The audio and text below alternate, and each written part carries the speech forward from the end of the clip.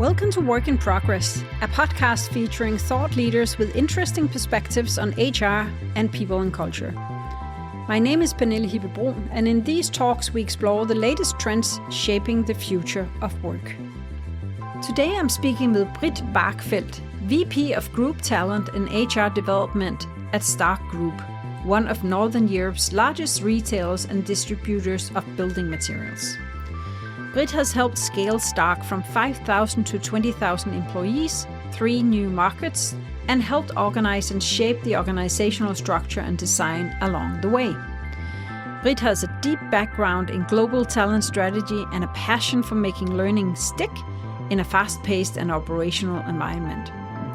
Britt is commercially driven and people-oriented, and has a strong track record within HR, people, and culture. So, Britt, we are at the Stark headquarter, the Stark Group headquarter. And when I arrived this morning to your headquarter, I rang the bell and the door was open for me. And there was a man holding the elevator for me, which in itself was quite...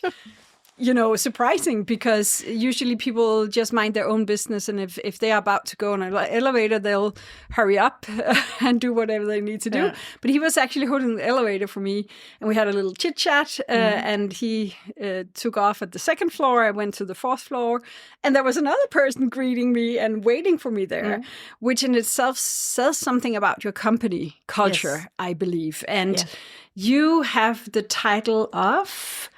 I'm the Vice President of Talent and HR Development. Exactly. Yes. So I believe you might have something to do with that culture. And that's one of the things I'm very curious about to dig further into today. But why don't you start by introducing yourself? Who are you? It's funny because it's something you ask people when you are interviewing them for a position or something. And I'm always a little bit... struggling with, should I say something personal about myself, or should I start with my resume and what I've been doing in my career? Yes. The latter. So you ask me whether you... But I'm like... Okay, but it's interesting you have that reflection on top of, the question itself. What would you prefer? I think that, I think I would actually just prefer to say a little bit about myself first, because that may also say something about what I'm doing and why I'm doing it. Yes. Well, first of all, actually, when I think about it now, I'm a mother of 2 kids. I'm a world traveler. I've been traveling a lot in my life, also by myself. I'm a feminist. I'm a really good cook. I'm a passionate knitter. Painter. I have this whole creative side of my life that is not really incorporated in the corporate world, but I try to drag it in wherever I can. Yes. I'm very curious by nature, I would say. I'm from a very young age, I started hiking. I haven't done that as much the last 20 years, actually, but I have a house in this forest of Sweden where I spend time and reflect. Yes. So I love nature as well. Yes. Wow. Yeah. So, and that says a lot about you. So what made you want to start there? Rather than the corporate resume education? Because in some ways, I love being here at Stark, and I actually also like the corporate world, but there are part of the corporate world where I cannot really identify myself with. Okay. So I start there to say that there's also another side of me that I try to combine these two, and sometimes it's easy and sometimes it's hard. But it's I try to insist to have these two sides of me coexist in some way. Yeah, coexistence. So the coexistence of the two sides of you also shapes the way you probably inhabit, if we could say so, your position and the way you... I would say so. I would say so that the one can really thrive without the other. No. So yes, it's a thing that I think a lot about also in my daily life. How can I make room for both of these sides of me? So I looked at your resume. So and it also looks like you don't have the traditional background leading up to inhabiting, if that's the word we use, your position today. Can you tell us a little bit more about your educational background? Yes, I've been part of the Chaos Pilot School, which is a professional bachelor. And then after I had been there or graduated, I started out in a small startup that became a scale-up in an IT company where we made video games. It was back in 2004, I think I started there, and then I was there for 6 years. Yes. But during my time there, I felt that I needed something else. I was quite interested in scaling the things or scaling the organization. So I ended up studying a master in organizational psychology as well. And then you started out your career, and you said you started out with a small startup that became a scale-up. And you also went to San Francisco, it looks like, to join a project. Was that part of school? That was part of school. Okay. Yeah, that was the last year at the Chaos Pilot. We had to find an internship for about 6 months. It could be anywhere in the world. We had to approach an organization where we would get that 6 months and identify a project and so on. And I had this idea that I've read about an organization, and it was also an organization that has already been in contact with the school early on. So they knew a little bit about the Chaos Pilots, but it was called the Chaotic Commons, and it was founded by a man called D. Hock. He was also part of the founders of the Visa card. And I really liked, again, that experimental way of thinking about organizations. So I got an internship there. Yes. Yeah. Oh, so it sounds like you started out in a way less corporate setting. Absolutely. Much more like startups and innovation, and also the way Visa was organized was quite different, right? Yeah. And so now you find yourself in an organization that's more traditional, would you say so? Or how would you describe Stark? It is it is more traditional. It's actually it's an interesting organization because it's 130-year old, but it doesn't feel like that always, because there's been going a lot on for these 130 years, but the last 8 years where I've been here, 8-9 years, it's been we've been growing a lot, and we've been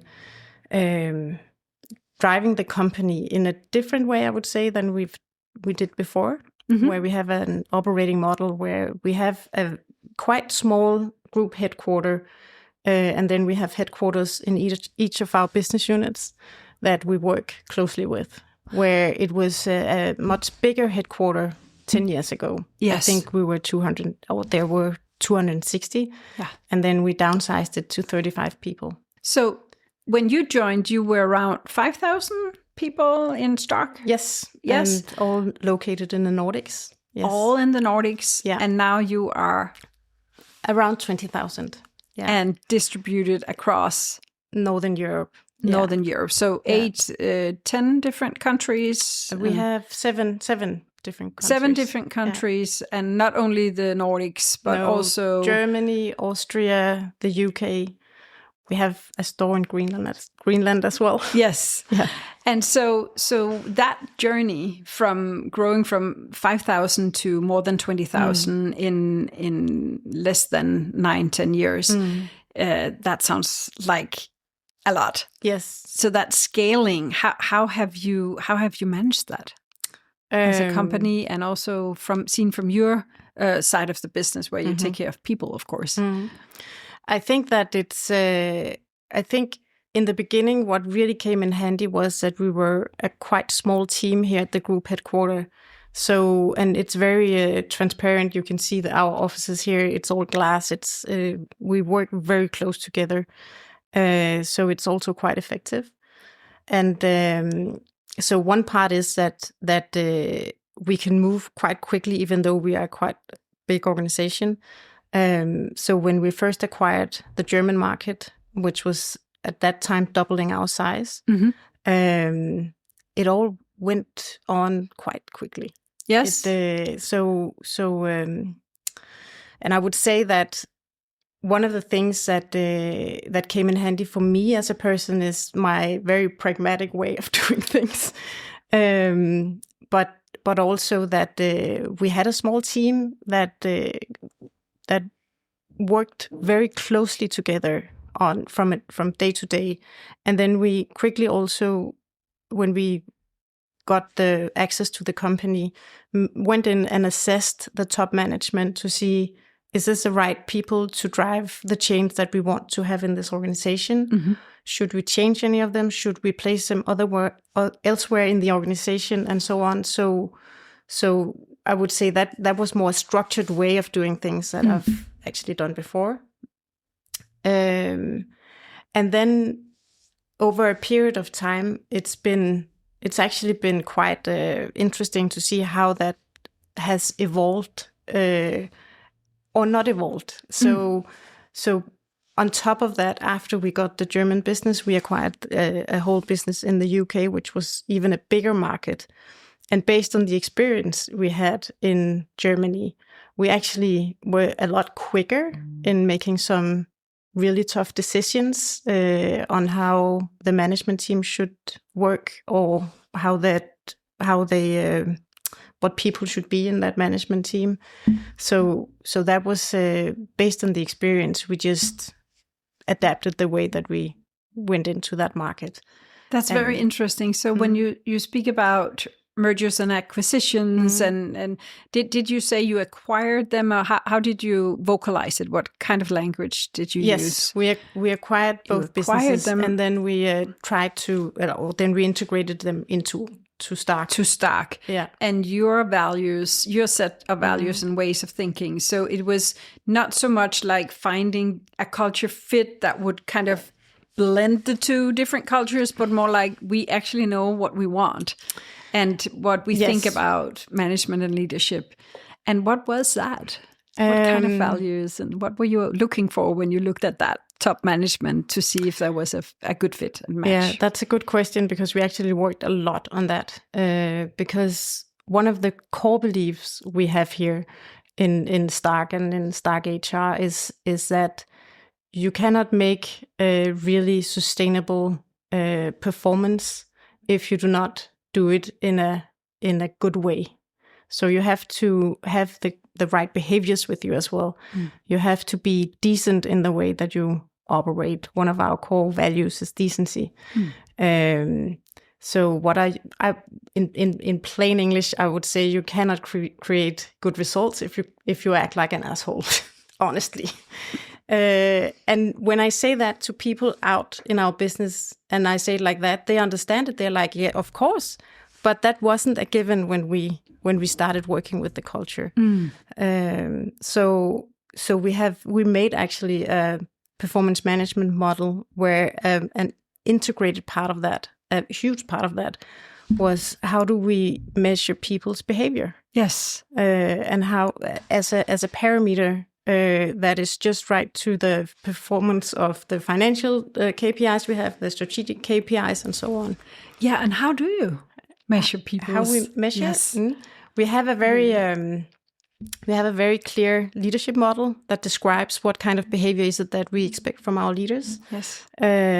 We also have all engagement surveys, for example. We have performance talks where an integrated part of that is also about how people are thriving and so on. So I believe most companies at our size have that. But what we do is we make sure we have good follow-up processes, and we make sure that there is also a consequence if we experience that people are not behaving according to our values. And so do you have to train the managers or the leaders to, so it's not, I assume it's not only HR's responsibility to take those conversations. Absolutely not. Okay, so how do you organize that? That would be impossible. What we started out doing 7 years ago was that we designed a program for what we call branch managers. So we have all these stores out there, which is a branch for us. They also have like a distribution center around it, some of them. And some of them can be actually small businesses in our business. So it can be, a branch can be up to 100 people. That's the biggest branches. But they can also be 4 or 5 people. So it's really a wide range of different types of units that you have to manage. But what is common with them was that we saw that the branch manager has the biggest impact on the value that we can create. So I designed a branch manager program that we, together actually with our HR directors out in the countries, and then we sent that out and said to all our business units, it's your responsibility to within these frames that we did here and within the behaviors that we described here, to train your managers to live up to this. Yes. And then we follow up on that by actually monitoring in our engagement surveys that people are asked, do you see this? Do you see these behaviors? Yeah. Smart. Why did you choose to let the local HR professionals and the local managers implement the program rather than having like everyone fly in and do it from the corporate headquarters? Or what was the thought? It's because in our DNA here at Stark, it's very important that there are some autonomy out there, which is also something that I personally believe is the best way to do things. I've been part of other businesses where we did the other way around, and I can see that even though we, for example, say we are very alike in the Nordics, we are very different when it comes to leadership. And I can see very small things can make a huge impact. So that's also why I have this strong belief that if we can define something that makes sense for everyone, we can find a common ground, and then they can implement it in a way that actually makes sense for them and their leaders and their markets and the results that they need to create. It creates the biggest impact. Awesome. So it sounds like you were thinking globally, or think global, but acting locally. Local, yes. And living by that, but also not negotiating whether those behaviors were the right ones or not. You kind of said, this is the behavior we expect, but how you train for it and live it is also culturally defined. Yes, I would say so. Yes, because it can actually have a very different look and appearance when it comes to the local market. Yes, and you can make many mistakes if you think that you can just do one size fits all when it comes to this. So when I defined the leadership model, I actually did it in collaboration with the countries we had at that time. Yes. And when we had to implement these things in the newly required businesses, it hasn't been without discussions, but it's been, I would say it's been fruitful discussions in a way that they understand what is it that we actually want to achieve. And sometimes I have had also to back down because they have explained to me, if you want this, we need to do it this way instead. Or this will not fly here because it sounds wrong. So I also have sometimes to just put my beliefs or my way of thinking somewhere aside, else, because it doesn't really fly. Wow. So the chaotic way of looking at life and how it's all dependent on the people involved, but also the cultures involved. And the context. And the context requires quite a span, right? Yes. Of letting different realities live at the same time, it sounds like. And so how do you then make sure that a wanted behavior is lived on the floor? You have engagement surveys, of course, but how do you, other than that, keep track of whether people actually do that or not, live those values and behaviors? That's a really good question.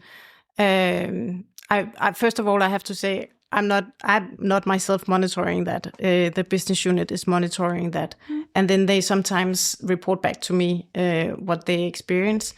But I would say that one of the things that we have succeeded in incorporating in our local HR communities and our leadership, the way we practice leadership is actually that we are in this together. So I think that there is also a sense of, if people see something that is not in line with that, they actually act on it or speak up, or, so I think that there is also a system where I think people realize that it's quite a great culture to have when we succeed, and they're protecting that. So it becomes a system where we need to protecting. It's self-protecting because we need to protect this in order to be able to have a place where we actually want to be. Yes. One of the interesting things that we start looking at now is actually how do we then create an organization that is more inviting for younger generations,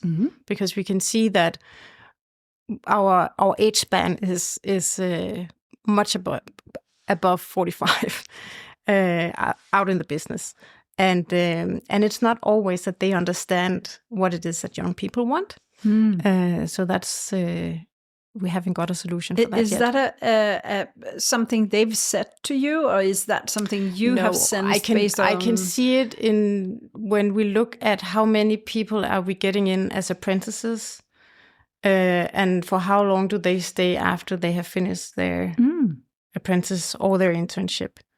It's not that long. Okay. And there are many different reasons for that, I think. There are some structural reasons, there are some behavioral reasons, there are some leadership gaps, I would say, that they need to understand also, how do we lead these young people? Yes. So that's, I don't have one answer. So you look at the data, and then have any of the local branch managers brought it up as something they also see as a challenge? Not that I know of. But I think that that's more because they are so focused on their sales. So they're like, oh, whoever works here, let's just move on. Yeah, so they're not so occupied with, do we have the workforce of tomorrow also tomorrow? In the future. No, exactly. But if we are not starting to have that lens now, I think we will have a problem at some time. I think not only in Stark, but actually in the whole business or the whole, Yes.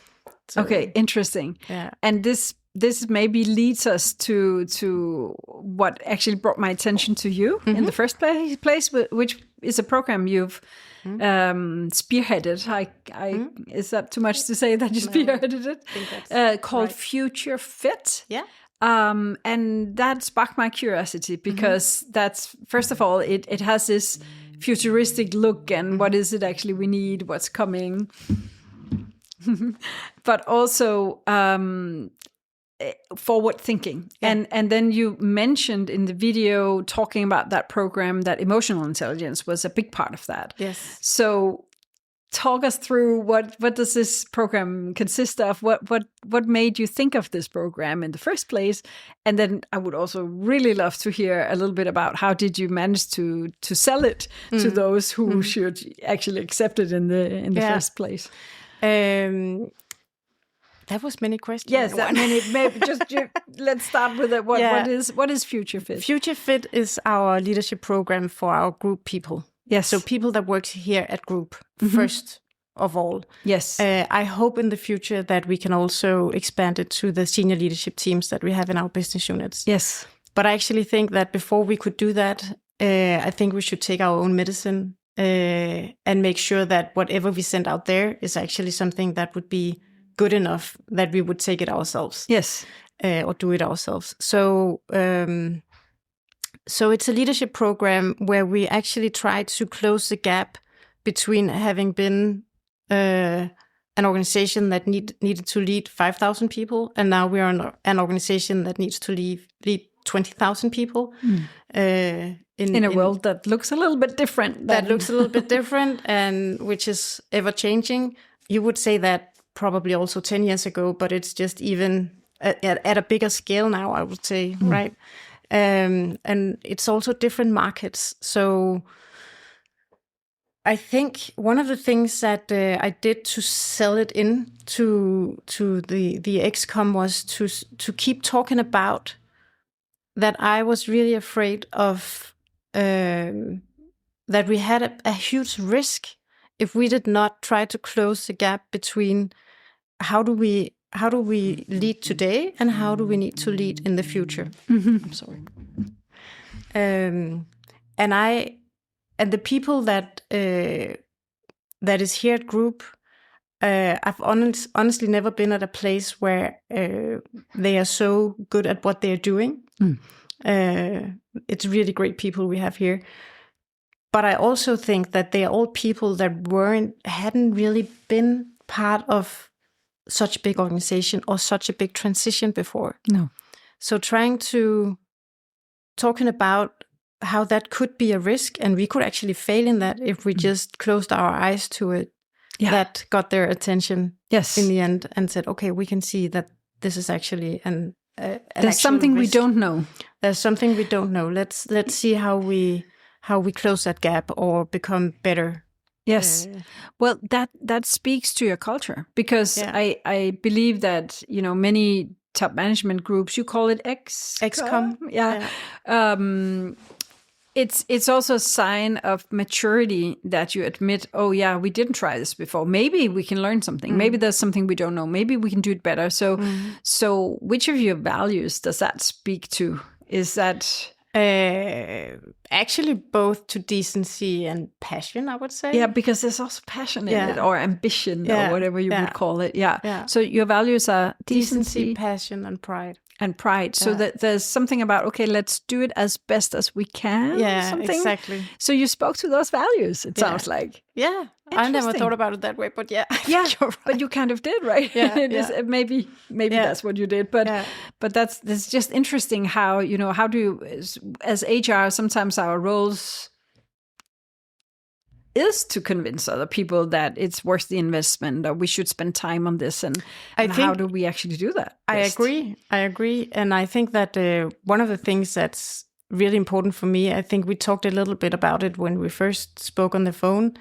You said something about HR, and I'm like, I'm not really defining myself purely as HR. I know I have a title that's within the HR range. I'm out of the HR part of the business.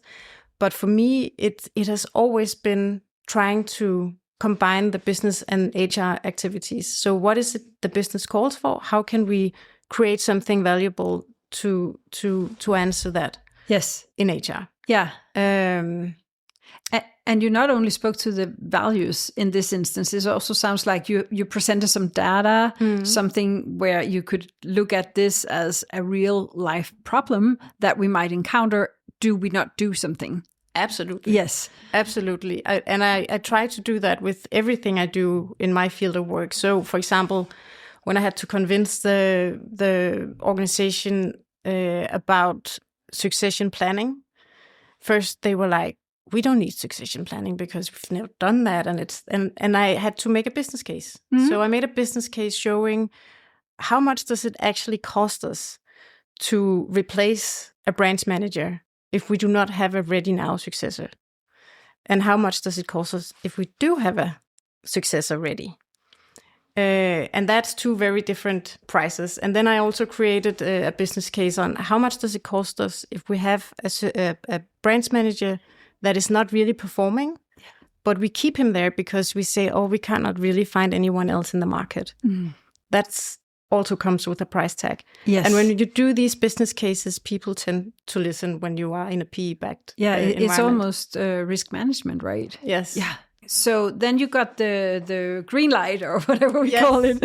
What does the program consist of? The Future Fit program? The Future Fit program. Well, it's a program with many different kinds of activities, I would say, because I'm also very aware of that one size doesn't fit all. And there are different learning styles. So we both have activities where we have lecturers or professors or people we fly in that have talks about very important things, where we are all together. And then we have cohorts, which are smaller groups of 10 people, that we place at a small island down south that we have access to, and they are staying there for 2 or 3 days together and work collectively on a theme, but also on their own personal development. Then we have one-to-one coaching, and we have given them the opportunity to have mentorships with other people in our organization. So we are not closing around ourselves here at Group, but we're also reaching out to the business. So they can decide if they want to have a mentor, which is out in the business, or they want to have a small internship where they come out and explore a field or an area that they're interested in. So it's not a closed loop, it's an open loop. It's an open loop, and it's, I would say, I did all these different activities on purpose because I know that some of them have gained most out of the mentorship or the internship, or some of them has gained most out of being in the small cohorts. And I think it's important to be able to adapt to different realities, which is also actually what the whole program is about. So one of the themes that we have been talking a lot about is what I would say is called cross-cultural leadership, and understanding other people and how they behave and how they can react to you. So that's one part, but it's also for me about understanding yourself. And what your reactions say about you, and what impact it has on the team that you're leading or the people you have to work with.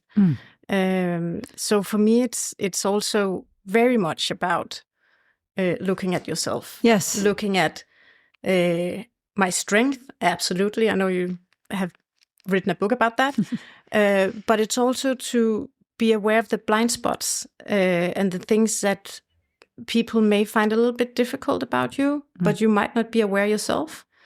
But I try to design a program where there's room for you to identify that, look at that, get feedback on how can you move on for that? How can you find a different way of approaching things? And why is it that is important in the world we live in today? And you spoke about younger generations before, and maybe they need or require or want something different when it comes to management and leadership. And so self-reflection, that theme, and looking at yourself and being able to do something about your weaknesses. Where does that come from, you think? I think it comes from the world is changing rapidly. And if you don't know how you change with the world, then it's just status quo, and you will be sitting there and you will not follow that change. So I think it's something about how do we keep up with everything that goes on around us and not lose the momentum and not lose our own development path and not stay still in some way. I think that's some of the most important things for me, that you actually dare to also look at what you're doing now might not be the right thing to do tomorrow, and not be freaked out about, I'm not sure how I'm going to solve this task because the world has changed and now it looks different. And the world is changing in many different ways. You can see the AI, all the wars that's going on, and the economy, how it changes and so on. So it's, I think that if we do not help people try to investigate to get that mindset, we will get something in the future that is not what the future calls for. No.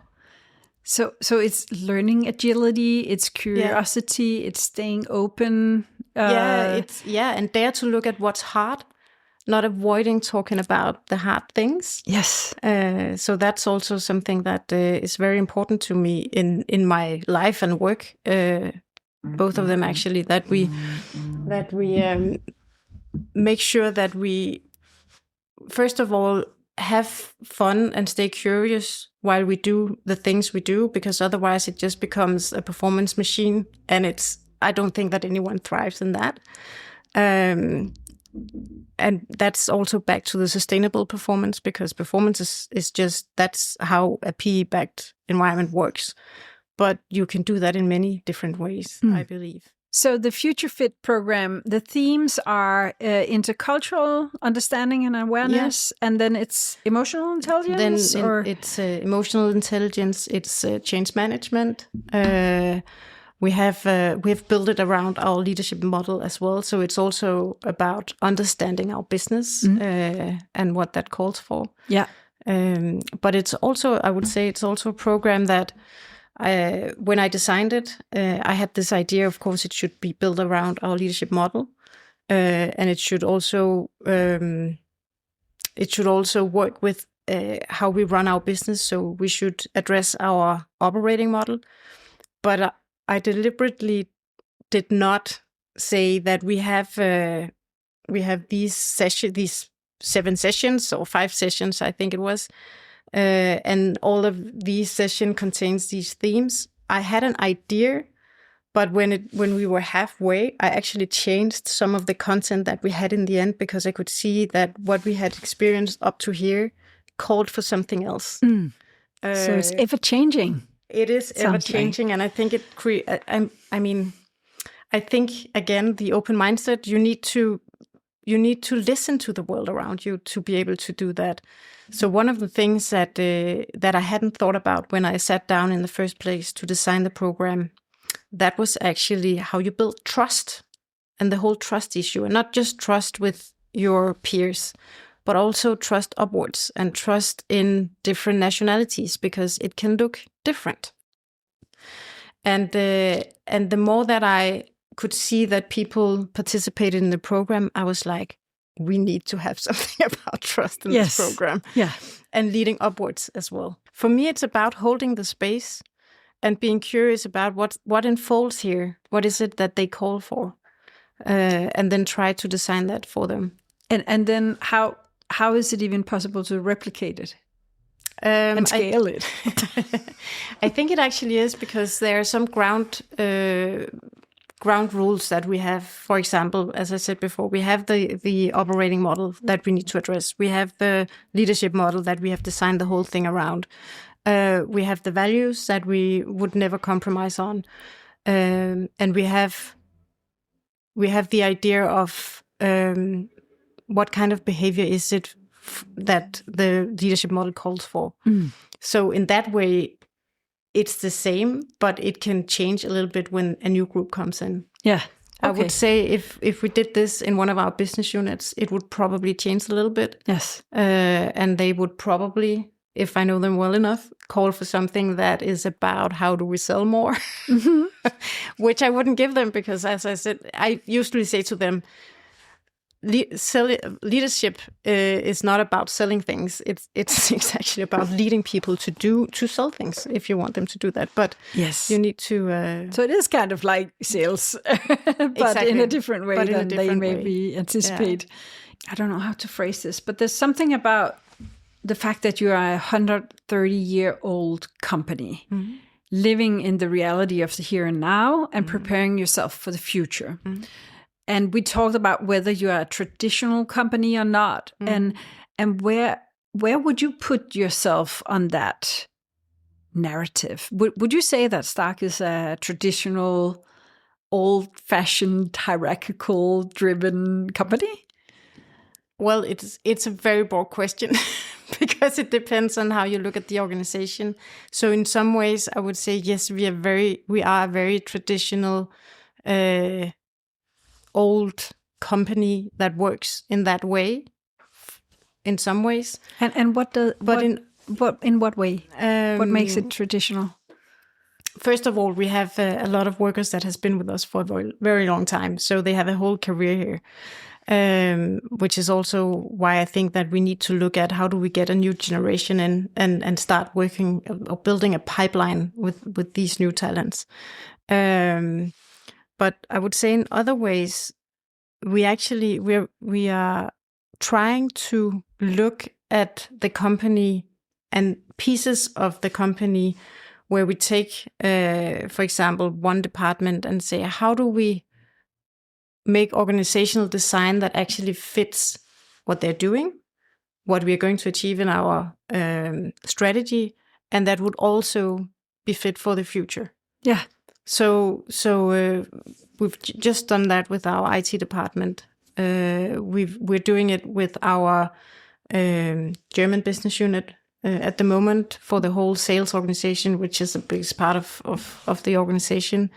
We've done it in the UK from the moment that we acquired them, because when we entered there, we could see that it was I remember, because I was part of the due diligence team where when we were in the phase of looking at them, and I got this organizational chart, and I remember that at one of the consultings we had, someone from their side of the team said, it's a very lean organization. It's very structured. It's really well plug and play. It's plug and play, and it's well designed. And I had no idea what it was I was looking at. I just didn't understand it. Okay. And I was like, all these layers, and what are this guy doing, or what are these roles there for, and so on. So, and in the end, it just turned out that they had double layers. And I also experienced that I had conversations with one of the consultants that were on the team that were selling, saying, "Oh, but when I was asking, for example, where does business development sit?" And he says, "That depends." And I was like, "Depends on what?" And then it just turned out that they could have a role that were placed 3 different places in the organization, and they didn't know each other, these 3 different people, and they were doing more or less the same thing. So what we did there was, quite rapidly, we redesigned the whole organization and took out some layers and streamlined it even more. And that sounds horrible when I say it now, but it was actually to also make it more clear for people and the job that they were doing. And we didn't always just got rid of people. We tried to replace some of them as well, to just make it more clear what is your role and responsibility in this new setup. So part of what you are actually doing is also looking at the organizational design, and is it fit for the here and now, but also for the future? Yes. And that might, from the outside, look like you're just streamlining everything and making it clear and visible and logical also. Sometimes it is like that. And that may still be traditional, but that works. Yes. And that gives that clarity. I would say it sounds traditional, and in some ways it is traditional. But I also would say that the way we do it is that we take the strategy that we have defined and say, is this department organized in a way so they can actually deliver on this? Yes. And a lot of the times the answer is no. And then you do and then we do something. Yeah. Yes. Yeah. How often do you do that? That depends. It's often huge projects. Yes. So and it's even though that we are involved from here, it's organized out in the countries. So they have to implement the solution in the end. Yes. So, yeah. Okay. I think this is so interesting because there's something about you being able to change with the circumstances at hand, and that doesn't, to me, sound traditional. No. It sounds like you are adaptive. Yeah. But that's also why I'm saying it's a mix in this organization, because I would say if you go out into one of our stores, it's still very traditional, and the people there are very they work more or less the same way, but there has been a cultural shift. So one little thing, and that's just a minor thing, but it also says something about the business we are in. When I entered, I remember it was still quite common that down in the lunchroom, they would have calendars with naked girls, which is just like a thing that they do in this business. And we have a CEO in Denmark that's female, and she was like, "I'm just going to forbid this." And she got rid of them. I can't say if they still they are places still hanging. Have it. No, but I think that they are gone. It was a signal, but it's a signal, and it's a little piece of showing what kind of culture is it that we want here. Yeah. And then a debate around why is it that she has that request. Yeah, and also the way that we talk to each other, because we are serving customers that can have a rough language, but that doesn't necessarily mean that we are going to have a rough language. Yeah. And how do you react if experience a customer having a rough language towards one of your colleagues? Do you just stand there and look at it, or do you actually interfere and help that colleague that might be standing there and has just freezed because it's an unpleasant situation? Exactly. Yeah. So that's also something that we are working with. How do you differ from your competitors? I think, or I know that we differ a lot by having the operating model that we have. So having a very small, tight group office headquarter is not how they operate the other our competitors. No. So we really try to have as much autonomy out in our business units, so they can drive their business the best way for their market. Yes. For example, here at Group, we do not have any sales group salespeople. We do not have any commercial people. We do not have any logistic people. That's all out in the business unit, and it's organized in a way that fits their market the best way. Yeah. How are you organized in HR? But it's more or less the same as in the rest of our company. We have a small HR department here at Group, and then we have HR departments out in the businesses. So at Group we have the area that I run, which is all the development things that are related to HR. Then we have an operational department, and then we have a rewards department.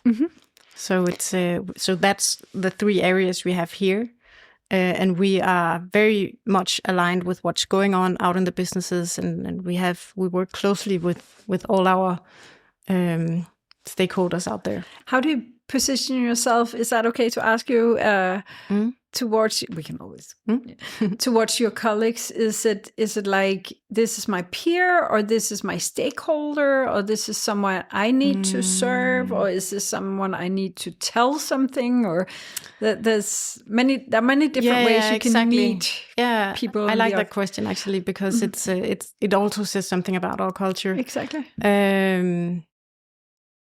I think I see them as someone I have to co-create things with.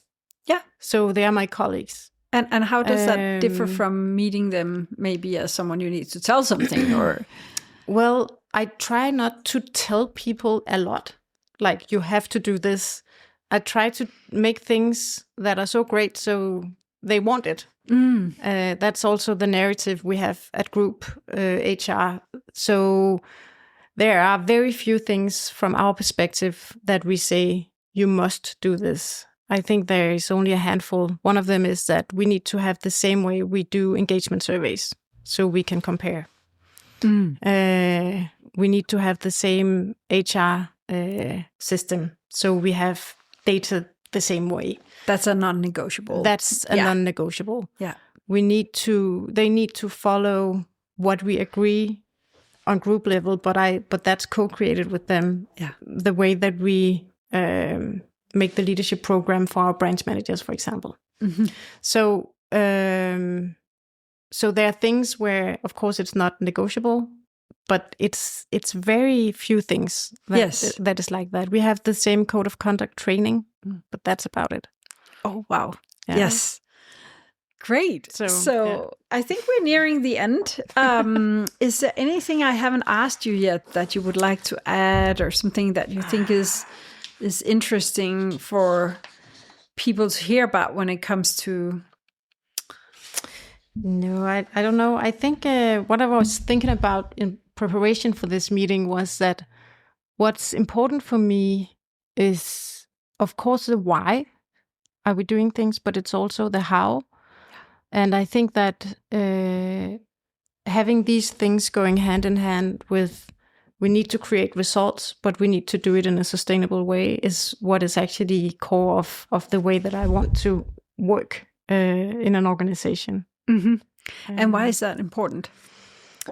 Because why does it have to be sustainable? Because if it's back to where we started about, if we are not decent in the way that we are with other people, they don't want to work with us. they find somewhere Simple else to as work. that. It's as simple as that. And I think that if we lose our spark, we also lose, I would say, the possibility to create something great. So we need to keep that spark alive. And I don't believe, and that's a belief I would say, that people are only driven by creating results for an organization. They are also driven by having a great place to work. They are driven about being in an environment where we actually create each other or treat each other in a great way. Yeah. And where they can bring their personality to work. Absolutely. Yeah. And their passion. And their passion. Yes. Your value system. Yeah. Great addition to what we've been talking about. Yeah. So I think you also in your questions asked me about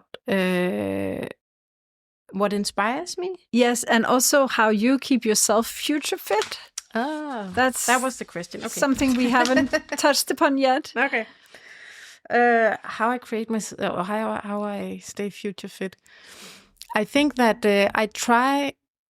Of course, I attend conferences for HR people sometimes, but that's not the most important things to stay ahead of my game, I would say.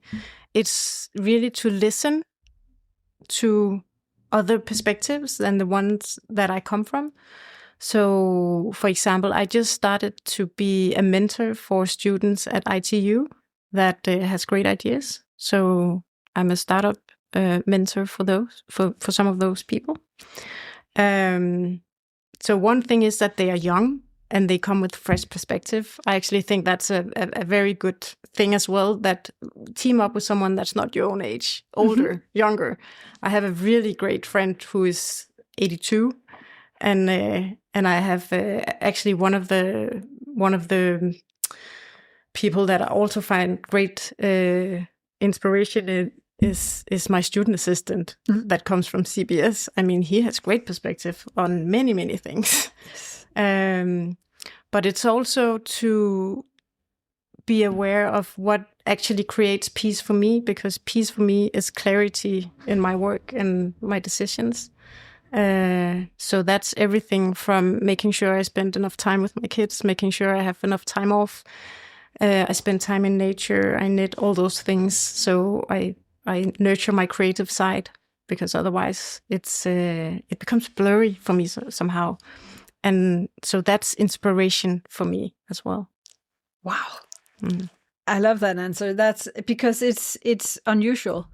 So very often people say, well, I take this course, or I go to whatever, summer school, or within our fields, within the same area of line of learning, which is inspirational to some. But you touch on something very basic, also very human basics that many of us perhaps forget on a day-to-day basis. Yeah. That we need to be grounded and in touch and slow down. And that's actually, if I can give people a little part of that in the Future Fit program as well, I think I've done a lot, because I think that they tend to forget as well. Yeah. Or people tend to forget. We do, right? But maybe this is just the most beautiful way to end this. Yeah. And it's been such a pleasure speaking with you about both your career and what brought you here and how you organize yourself, but also learning about the Future Fit program. Thank you so much, Britt. Thank you. You've been listening to the Work in Progress podcast on people and culture. If you enjoyed this episode, please feel free to share on social media. For more resources on people, culture, and working in a modern world, please visit getsession.com and check out our articles, guides, webinars, and more. Thanks for listening.